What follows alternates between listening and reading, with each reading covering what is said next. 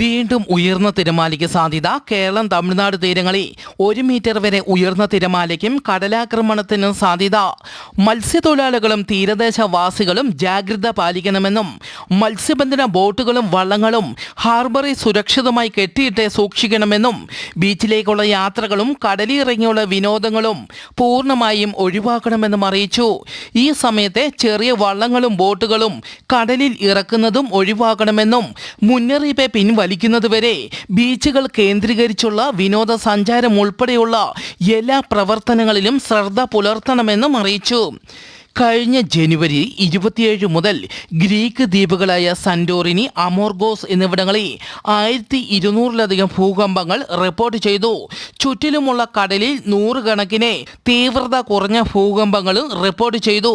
അഗ്നിപർവ്വത സ്ഫോടനമോ സുനാമി ഉണ്ടാകാനുള്ള സാധ്യതയോ വിദഗ്ധർ തള്ളിക്കളയുന്നില്ല. ഇതുവരെ ഇവിടങ്ങളിൽ നിന്ന് 10,000 പേരെ ഒഴിപ്പിച്ചു.